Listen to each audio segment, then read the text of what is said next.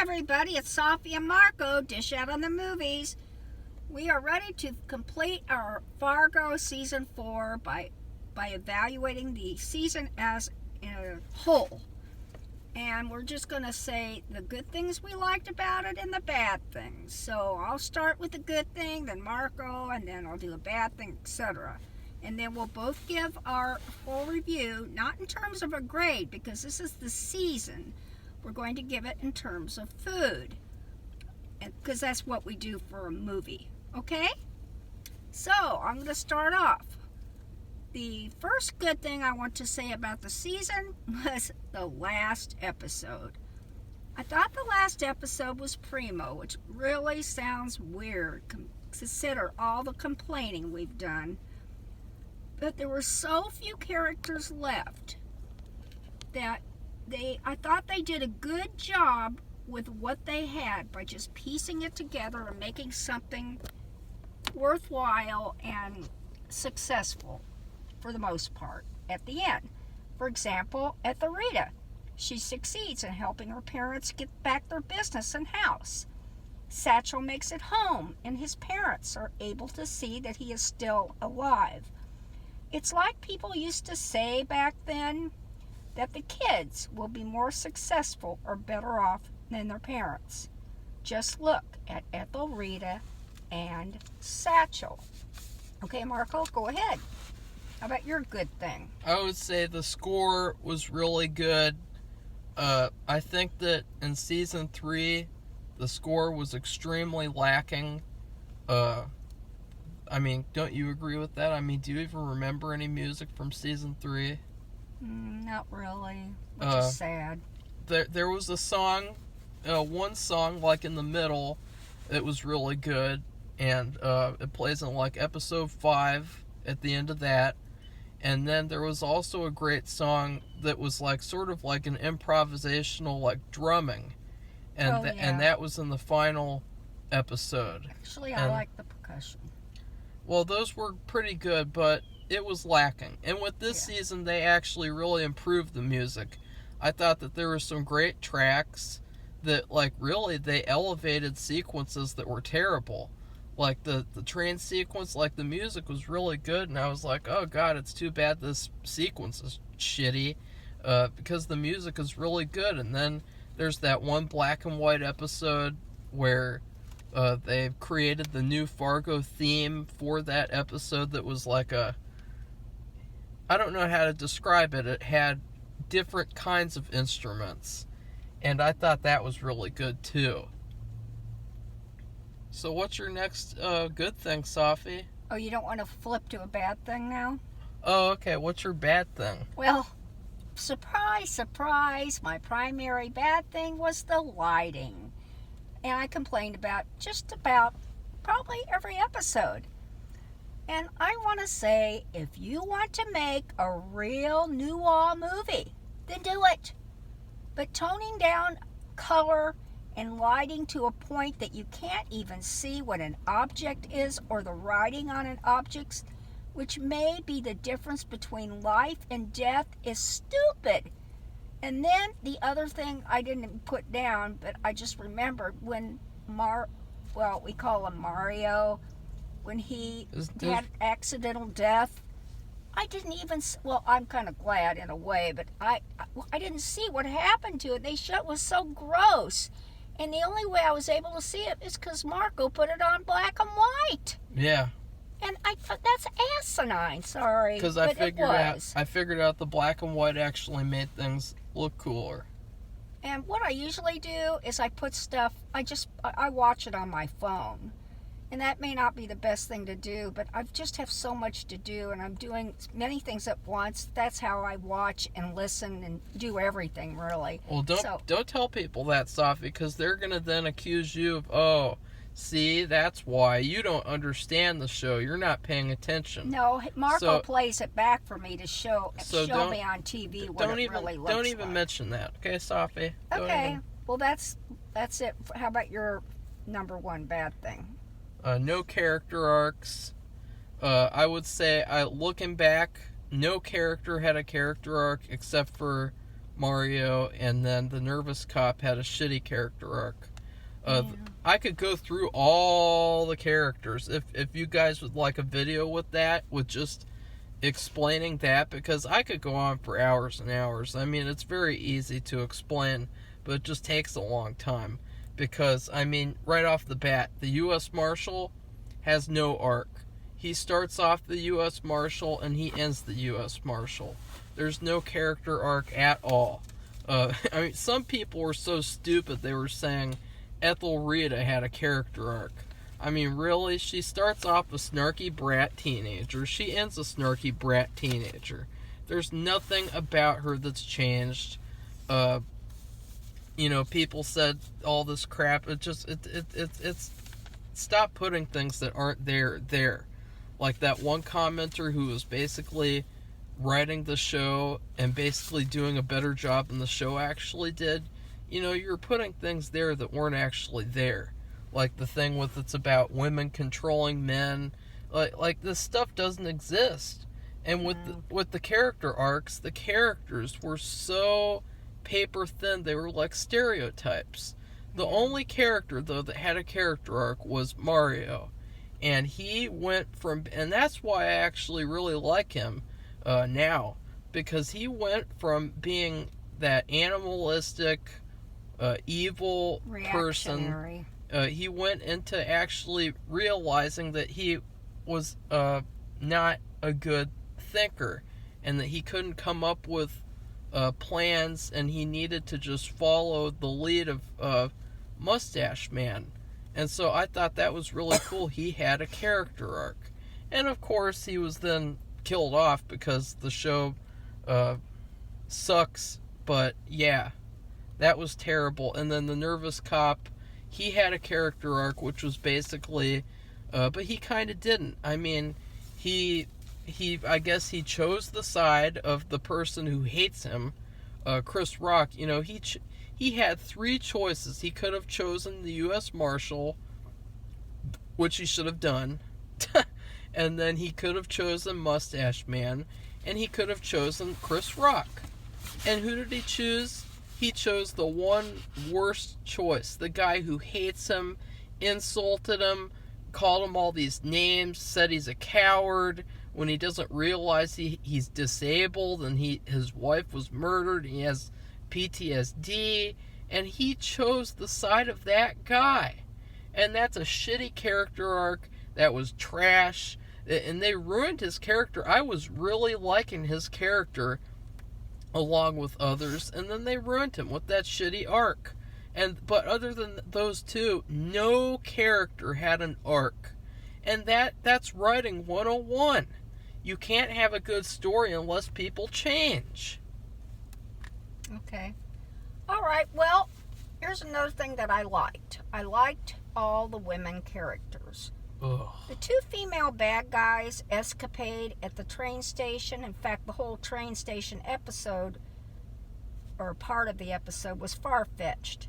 If there had been that kind of mass killing of civilians especially, and a U.S. Marshal, that would have been big news around the city, the country, and the world. And the fact that they didn't even look like they had a scratch, come on, really? Not even sweating? Or disabled hair? I mean, come on. And the aunt coming back to Loy and getting her retribution, he seriously underestimated her. Then there was Loy's wife and mother-in-law. They were very sharp when they got to speak, which wasn't much. They were very sharp-witted and spot on. They didn't talk a lot, but they put Loy in his place. And I thought the mother-in-law was funny, and she wasn't even on, like, hardly at all. The nurse from Fargo, she was a perfect villain, but they could have done so much more with him. Remember Devil in the White City, H.H. Holmes? The true-life serial killer from the Columbia Exposition in Chicago in the late 1800s? We only had a minuscule bit of her backstory, and really hardly at all. She said she was from Fargo, Ethelreda found a bunch of clippings and souvenirs from her murders, but that was it. And she was the perfect bad guy. I mean, what did they have her there for? Except she had a Minnesota accent, and she was from Fargo. I mean, really? And then Ethelreda. She was a teenage girl who acted like a teenage girl in some ways, full of herself. But guess what?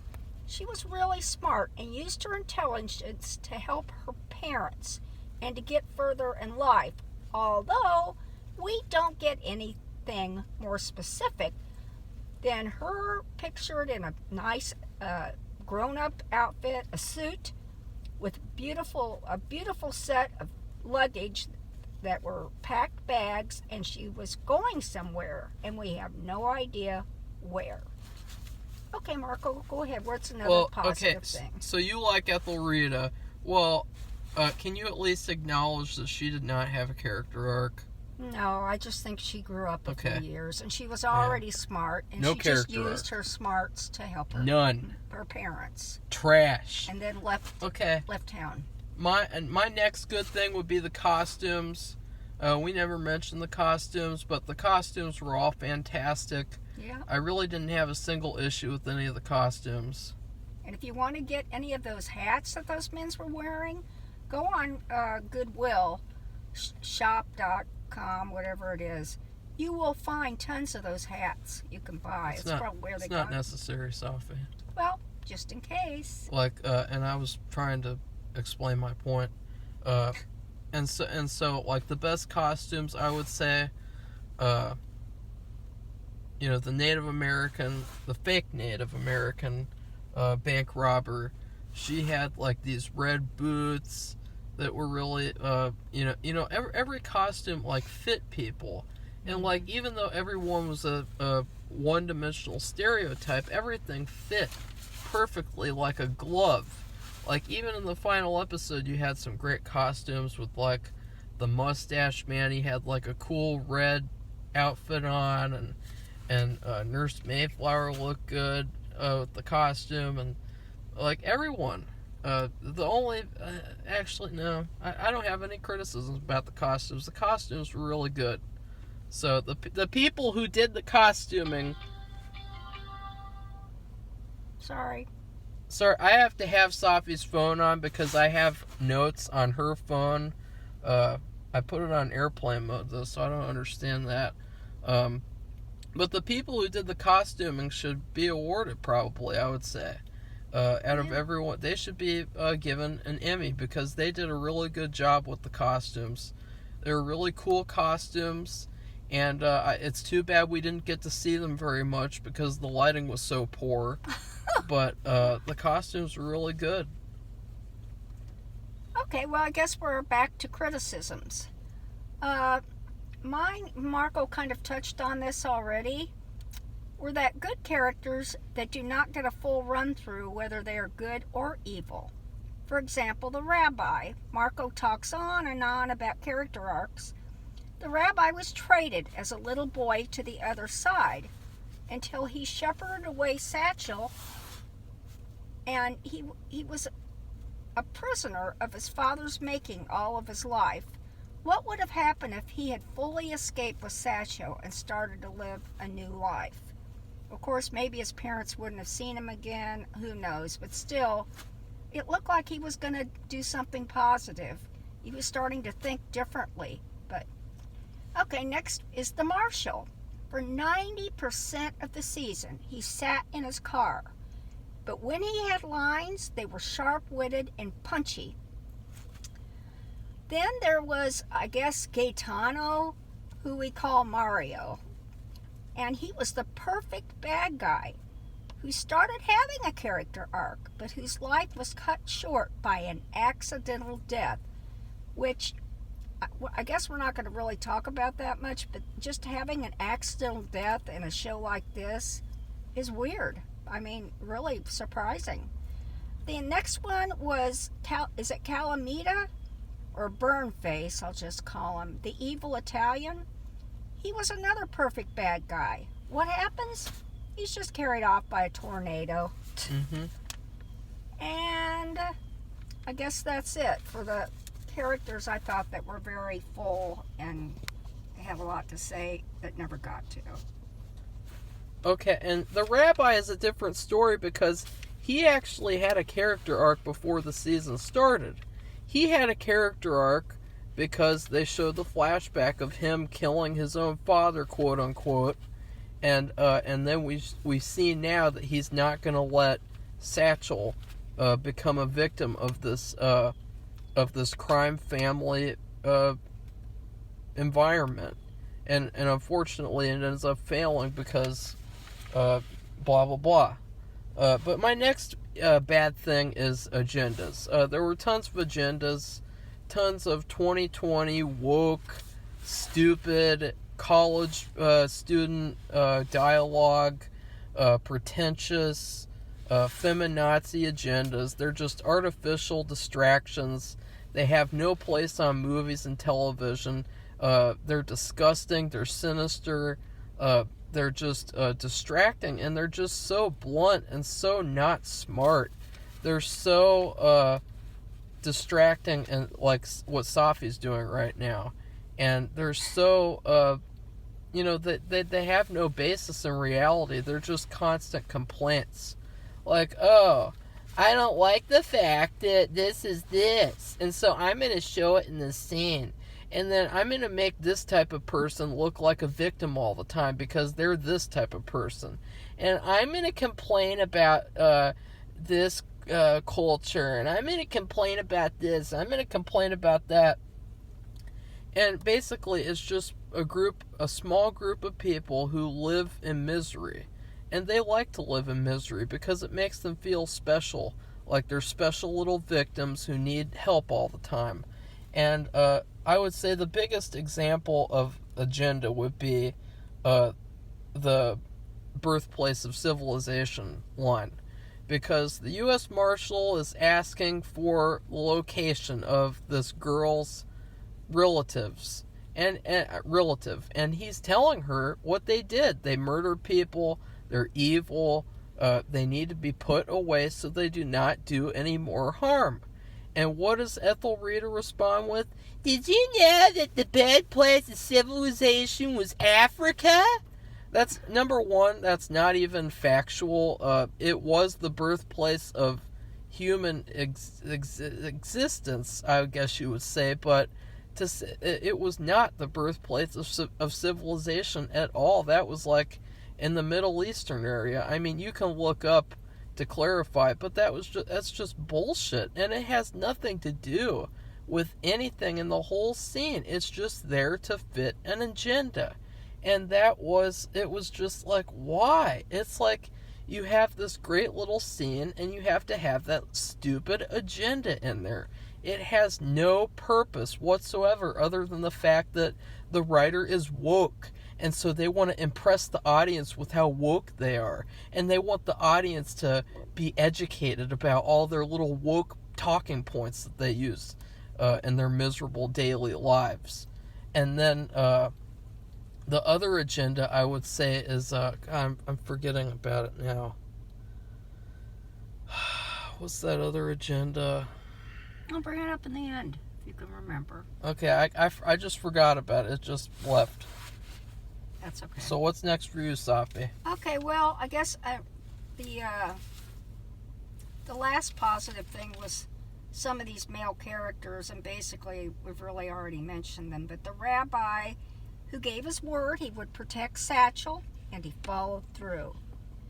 The mustache guy, Mario, the burn-faced Italian, they were bad guys. They were all really good, I thought. And the mortician dad, I believe he's just like a folk singer from Chicago or something, or from the Illinois area. I thought he did good with what little he had. And the marshal and the cop with wartime PSD, I thought they were very good, but never got the chance to have a successful conclusion.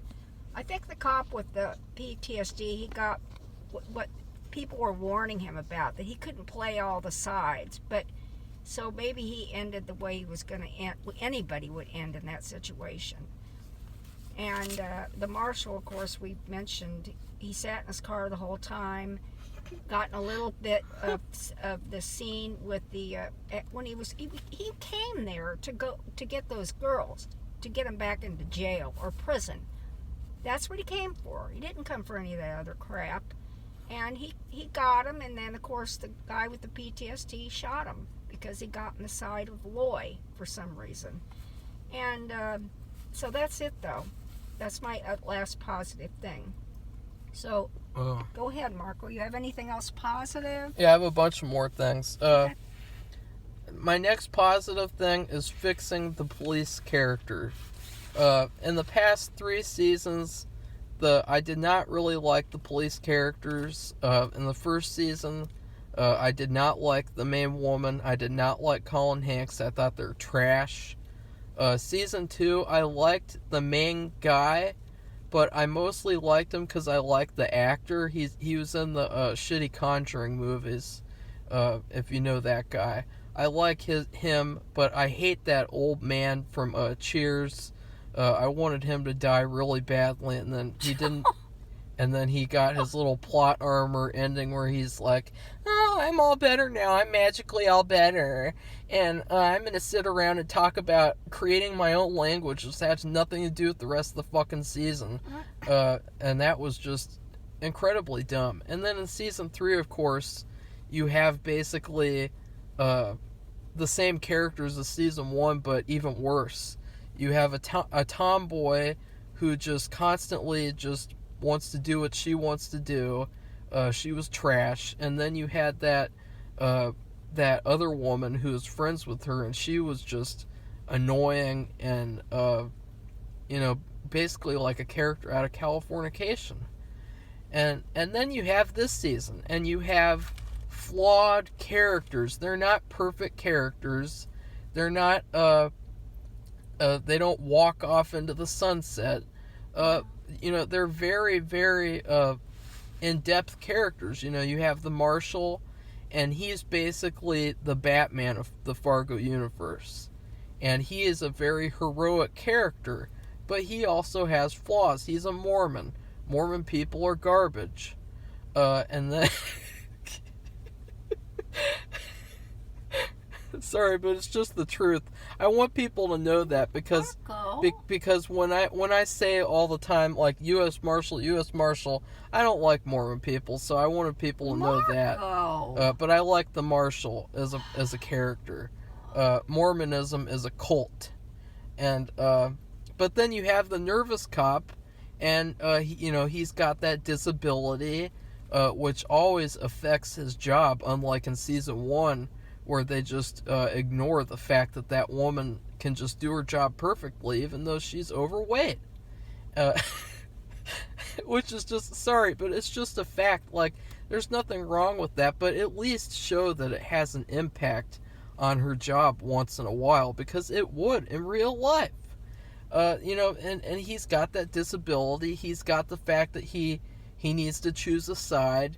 And so it's like, finally, you have these interesting, multi-dimensional characters who have flaws to them. They're not just these perfect Boy Scout characters like the tomboy in season 3, and then the guy in season 2 who's bitching at Kirsten Dunst at the end, and just like, "You're a horrible person. Horrible, and I'm so much better than you." Like, F off. And so finally they fixed the police characters, but of course they still had to kill them because of this season's agenda stuff. But I did like that they fixed the police characters. Alright, well, I have 3 more negative things, sorry. It's the corporal punishment and spanking. In the beginning, Ethelrita gets a spanking, apparently at school. And I just want to make it clear that it wasn't because she's African American or she's a girl. I want to make sure that you all know that back then, corporal punishment was an equal opportunity exercise. I know this for a fact. When we moved from the Kansas suburbs, where I never heard of anybody getting corporal punishment, to an old Civil War town on the eastern side of Kansas City, Missouri, I went to first middle school and then high school. Our school was integrated then. Did we have corporal punishment? Yep. And the only people I know ever, when I was there for 7th and 8th grade, who were spanked with a huge, thick, long wooden paddle. I mean, it would be abuse. I think it's abuse anyway, but I mean, that thing was heavy and it was big. I saw it. The principal showed us that. The only people I know were bad boy white guys. And to tell you, where are they now? They're both dead. Why? I don't know, but I think it's natural causes. But that was it. I just wanted you to make sure it wasn't because they were African American or she was a girl. We had that too at an integrated school, and it was just white Where was boys. it? What state, Safi? It's Missouri. Oh, the Missouri. eastern side of Kansas City. Where the show takes place. Right. Because I guess in Missouri, unlike Kansas, they had corporal punishment. Now, if anybody out there knows in Kansas in the 50s, but they're talking about Missouri in this show. It's Kansas City, Missouri, and it's hooked together. Kansas City, Kansas, and Kansas City, Missouri are together. There's a little state line that separates the two, but you go right from one to the other. It's just a hop over the line. So go ahead, Marco. I have two more, but to add on to that, the problem with that whole thing is that it's an agenda. They're trying to create this slavery imagery of having a systematic spanking thing. You know, you have the principal, he looks like a white slave master, he's got the spanking paddle, and then you have the victim black girl, and she goes to the principal's office and gets spanked because she wrote a racist essay, a shitty essay that no one likes. No one has commented on that essay being good. They've only just said you're racist if you don't like it. It's just basic. But it's just the imagery that created. I'm not saying that black people didn't get spanked and abused in schools, which all kids did back then, because back then they allowed that child abuse in schools. But, the fact that they only showed her getting spanked and then other black kids in a black school getting spanked, to me, the writer's intent was to create the imagery that was like a new form of slavery, which people say all the time in different circles, woke circles. And, it's just not true. It's just the fact that it was the imagery. It's not the fact that they're showing the historical reality. It's the fact that they chose to show it from only a certain perspective to make it look a certain way. I didn't even put that in my bad stuff because it's just obvious that that's bad and that, we don't need to see this... And also, we don't need to glorify the child abuse going on in the schools back then. And then, next up was the bad writing. Obviously, the whole season was terribly written. I could rewrite the season in a weekend and make it a million times better. The writing was just abysmal. Okay, well, my next bad thing was about Ethelreda. I just wish you had changed the ending for her. Just at least added some clarity as to where she was going. She learned how to speak French, so was she going to France? Was she going to go to school there? Was she just going for a vacay? Was she going to college? Couldn't you say that in one or two lines? And also, I didn't like that essay business. I know that you did it in the beginning and then you did it at the end. It was kind of like where you synchronize or symmetric. It was symmetrical. Well, please, when you're in high school, if you start as a freshman and you write it, or let's say 10th grade, and you start an essay. You're writing the same essay into your senior year. No, no, and no. I just thought that was dumb. I just wish all they had to do was just, they could have shown her with her bag, saying goodbye to her parents, and then made some mention of where she was going. We don't even get to hear that. I mean, why not? It's dumb. Okay, go ahead. The next good thing I have is it had a satisfying finale. Once again, if you guys have actually watched my Fargo videos, you would know I hated the season 1 finale. I hated the last segment, like the last 20 minutes. It completely fell apart. Season 2's finale, I would say, is one of the worst episodes of the series. There's so many problems with that episode. It's so disappointing. It's so trash. Season 3's finale is really good, but it still has some really dumb stuff in it, like the main character getting killed when he survived and he had a character arc. It just felt like a complete slap in the face. But this season, to me, has had the second best finale of the series. It's a very satisfying finale, and it's just, it's great. It's just very satisfying. Obviously it could have been lifetimes better if the rest of the season was written better, so that we would have the better lead-ups to a better conclusion. But for what we got, it was very satisfying and very cool. There were lots of great scenes, lots of highlight scenes that you mentioned if you're talking about the good stuff in the series. All right, well... do you not have anything else?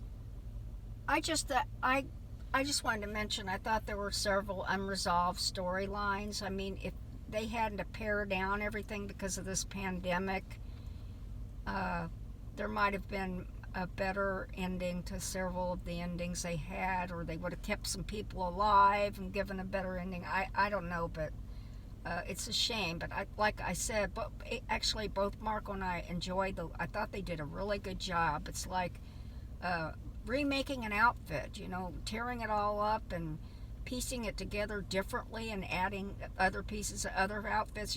If you watch any kind of design show or anything, you see that. Or with foods, like getting a food and changing it up, and so they did an excellent job with what they had, and I think they really, really tried to make it as good as they could, and I think that's a good thing. That's it. Okay, so now I'll just hurry up and get through all these. Next up would be the parody comedy elements. This season was full of parody elements. It felt like a Fargo parody rather than a actual season of Fargo. There was tons of goofy jokes, tons of stereotypes, tons of just low-level humor, like the first episode where the guy has diarrhea in the car and then gets shot by a toy gun. It's like a parody. It's like comical. That stuff was trash. Another good thing was it had a big and epic scale to it. There was a lot of history that they created behind the season. A lot of historical history of like the gangs, and all that felt really cool because it felt more epic. Whereas like season 3, one of my gripes with season 3 was that it was very small and intimate, and it was very like just it had a very minimal feel. Like, to be honest, season 3 kind of felt like it was made during the pandemic as well, because there were lots of I don't know, it felt very vacant and empty, whereas this season they had a big scale of lots of characters, lots of stories. Another bad thing is the lighting. The lighting was awful. Most of the time you couldn't see anything. Everything looked green. Everything had a weird color that they desaturated the colors too.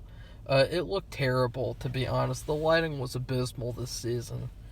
Another good thing was it had the best supernatural element of the whole series. Oh yeah. In the first season they had like the wolf, which really didn't mean anything because it didn't really impact the story. In season 2 they had the UFO, which I thought was cool, but it was kind of a little too convenient.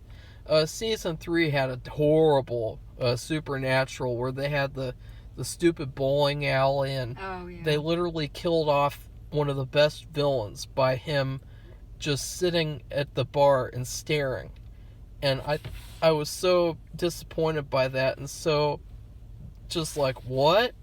And so Season 3's supernatural element was terrible. Season 4's ghost was really cool. He was a ghost. He was creepy. He appeared. I would have liked to have known right off the bat who he was, so that it would be more so it would be more impactful. But still, the ghost in this season was the best supernatural element of the whole series. I forgot to mention that. Yeah, Safi liked it. A lot. Next up, for a bad thing, there was lots of missed opportunities. I mean, this season had so many missed opportunities, it could have just been called Missed Opportunity, the season. I mean, the Rabbi and Calamita Burnface, Freddy Krueger guy, they had hardly any character. And then we got that black and white episode, which was a perfect opportunity. It was a slam dunk to give them great character dialogue. Great character. And instead, they did nothing, and then at the end, they got killed by a tornado so that they could have all this masturbatory Wizard of Oz symbolism and all this pretentious art bullshit that no one wants to see except for the mindless fanboys. And so I thought there were so many missed opportunities. It was sad. So many. And then the nurse. That was a missed opportunity. No, there's a million missed opportunities. You can't just list them. There's a million missed opportunities. And then, lastly, for the good things, I would say there were some really good characters. Some of the best characters of the series, to be honest. You have Mario, who I ended up really liking. I thought that he was a standout character, and if his character was written better, he would have been one of the best characters of the series. The U.S. Marshal, obviously, as I said before, he's like the Batman of Fargo. He's really flawless in terms of like a heroic figure. And then the Rabbi, the nervous cop, Nurse Mayflower, the Lesbo Bandits, Omi. The Omi was the black guy from the black and white episode. I thought he was the best out of the black gang. He gave a great performance. He acted very serious, and he was a great character, and I wish that he was a bigger part of the series. And then Chris Rock's wife, of course, and then Dr. Senator, who I forgot about until oh yeah, he was on the show. He did a really good job. So those characters were really good. Another bad thing was there was just a lack of dialogue. Instead of people just telling parables and metaphors, people didn't talk in this season. They would stand around and give historical examples and parables and just talk a bunch of bullshit, pretentious philosophy class bullshit, and they wouldn't speak actual dialogue like, hello, what are you doing? I don't like you. Like how actual people speak. They didn't speak like people. They spoke like aliens. Maybe they were. Like on Brian Fuller's Hannibal. If you've ever seen people on that show, how they talk. People don't talk like that. Another bad thing, there was just a layer of pretentiousness to everything. Everything. They really felt like they were doing something next level. And the only reason they felt that way was because they have an army of fanboys who just say anything they do is a masterpiece. Just like with a lot of shows recently, like Better Call Saul, The Alienist, all these shows, they have armies of these fanboys who just think everything they do is brilliant. And since that's the way it is, they don't have any feedback and they can't make anything good because they're living in a bubble. Next up, it had a weak villain, but not really any main villain, though, because actually I thought the nurse was going to play a much bigger part into the show. Yeah. I thought it was going to be like a funny joke where she would be, like at the end of each episode, there would be a character wheeled off by her, and then they would get killed. Like, oh, look, there's another Italian gangster getting wheeled off by Nurse Mayflower, and she's going to kill him. Like, I thought that's what it was going to be like. And then at the end, it would be like this big thing where she gets really dirty and she starts like killing everyone. But no, it just kind of fizzled out like everything on the season. Another bad thing was Chris Rock, Mustache Man, and Ethelreda.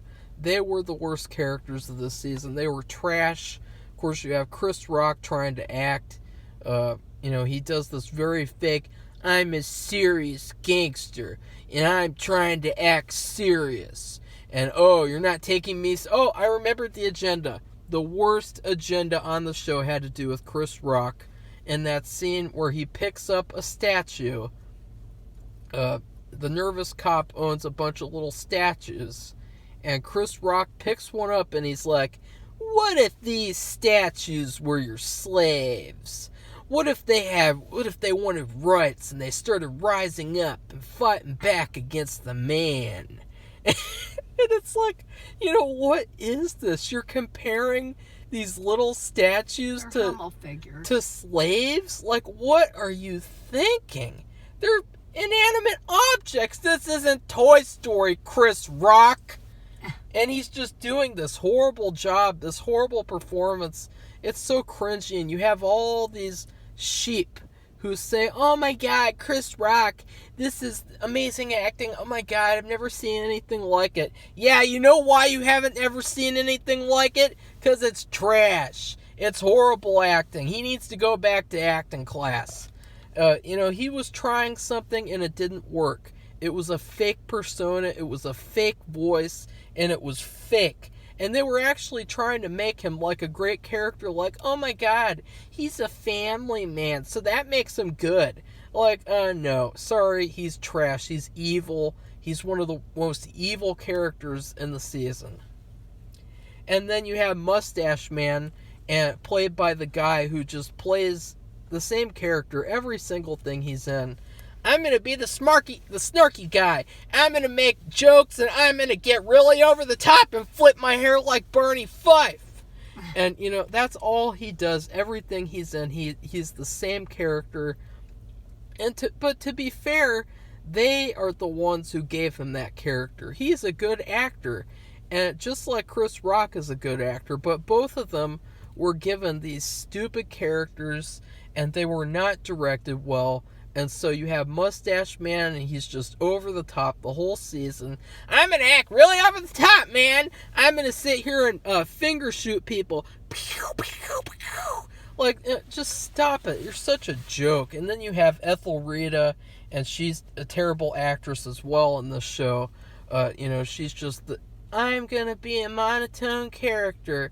Did you know that Africa was the birthplace of civilization? Who writes the history books? We need to pay attention to who writes the history books because they write the history books. That's how she talks the whole season. Terrible character. Her character's trash. She's such a cliche. You have the teenager know-it-all who's like she sticks her nose in everyone's business. She makes snarky remarks that have nothing to do with what people are saying. And she's just overall a very unlikable person, the character. Very unlikable, just someone you wouldn't want to be around. And wouldn't want, her character's bad. And those are the worst characters. And then another thing, there's too many gimmicks. This season was trying to be a noir. It was trying to be Alfred Hitchcock. It was trying to be The Godfather. It was trying to be 1950s. It was trying to be 2020 woke, Get Out type of film, but it failed at everything. It was not successful at accomplishing anything.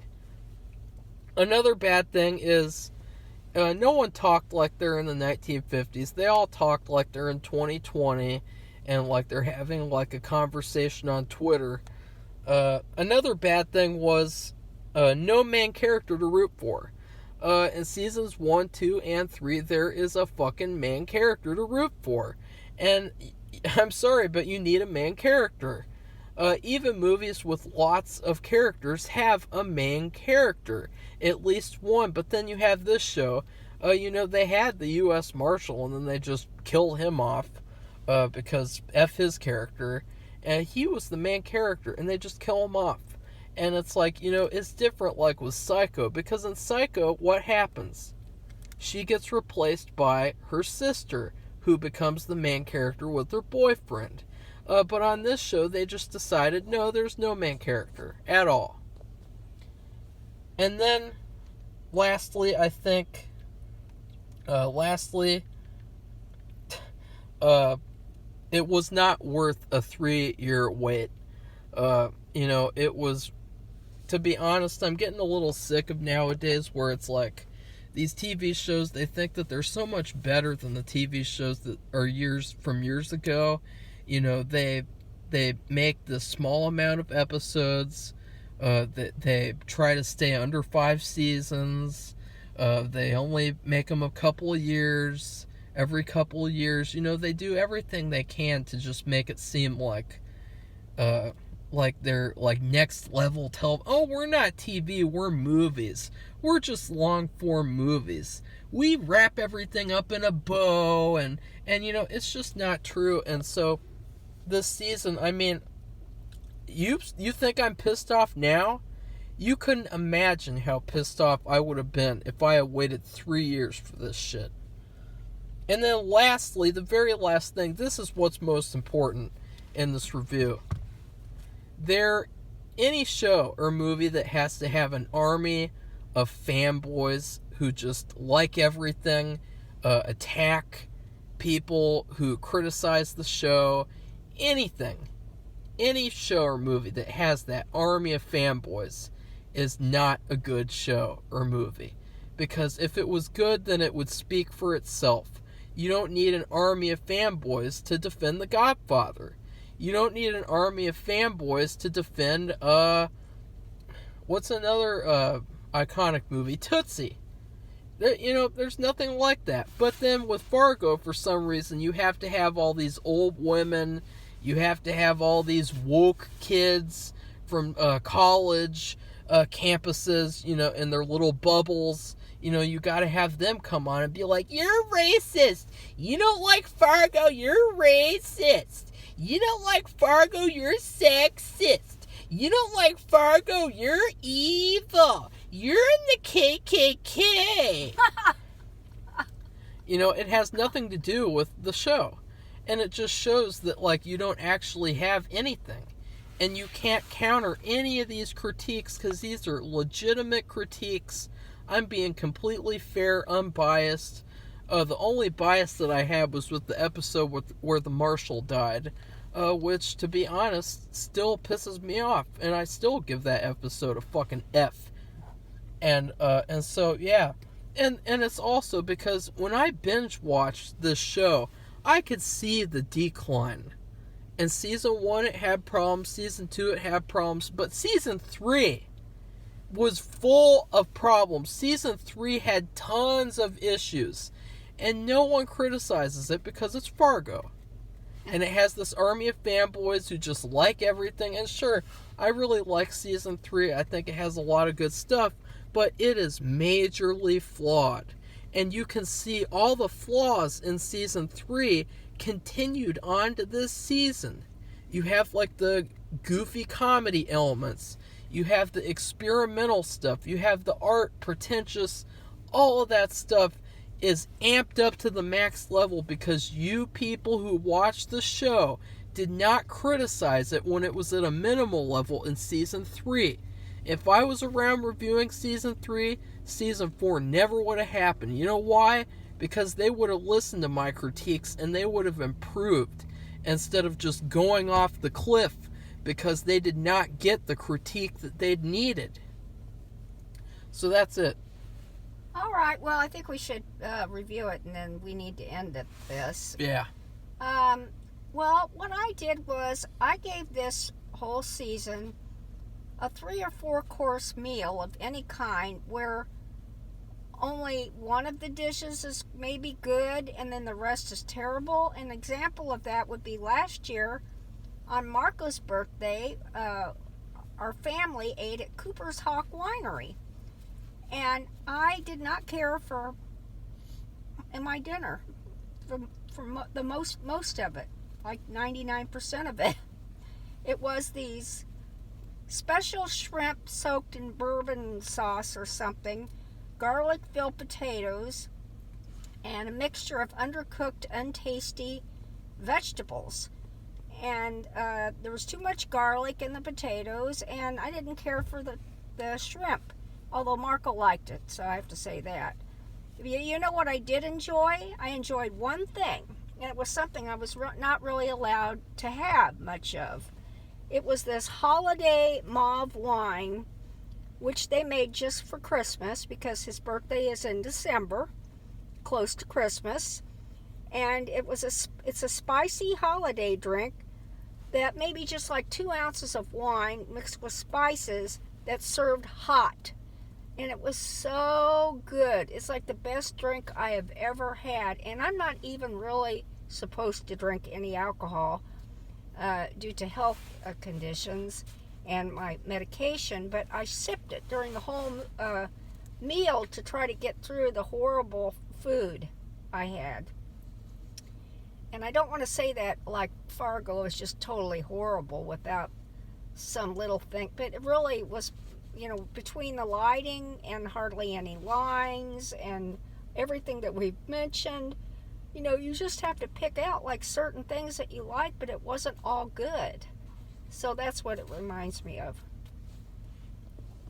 Okay, I don't really know what to rate it, because I was too busy like really trying to give an analysis, because it's hard to rate it. Yeah, I would say it has to be something from the 50s. It has to be something very old-fashioned and gross, and just gross. And it might have little things to it that are good, but mostly it's just gross. And so I'm going to try to think of something old-fashioned. What's old-fashioned, Safi? Old-fashioned food that we've had. The Swedish food from Christmas. No, we can't do that. Yeah, we're doing it, Safi. No. The Swedish dinner from Christmas. Well, last Christmas I don't think it was very good, but it's not bad every time. It's bad because there's hardly anything sausage. to eat. The potato sausage is Okay, very good. so here, this is my rating, Safi. Okay, so you have Swedish meatballs, which are good. You have potato sausage, which is garbage. You have these red beans, which are gross. You have rice pudding, which is good, but it's a dessert. It's not a dinner dish.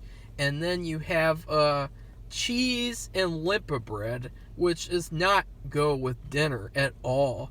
And then you have what's the fish called? The herring, pickled herring, which I like which I think is pretty gross. I love it.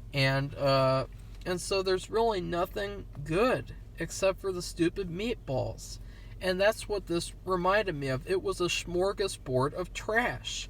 It was a smorgasbord of failed elements that are old-fashioned, that need to be updated, need to be improved, need to be changed, need to be rewritten, whatever. But it was just full of trash that it's like there's nothing to eat. There is nothing to eat. And so it's like, how can I enjoy this meal when there's nothing to eat? It's just a gross meal because there's nothing to eat and you're starving. And that's what I felt like after this season. I felt like I just wasted 11 weeks watching this terrible show that used to be good back in the first 3 seasons. But I would say there were some good elements which would represent the Swedish meatballs and the rice pudding. And recently I have also introduced having salmon with the food. I think it's actually a great idea because it works in theme. It's fish, so it's got that. It really fits in with everything really well, right, Safi? Yeah, we have to order it too. Yeah. And so that's it. What should people do? Well, if you can get through this video, which may last a million years, please like and press the subscribe button. And if you have any commentary, I'm sure you must have something you want to say about the season, whether it's good or bad, or whatever you think that we said. Go ahead. We welcome your comments. Goodbye. Goodbye.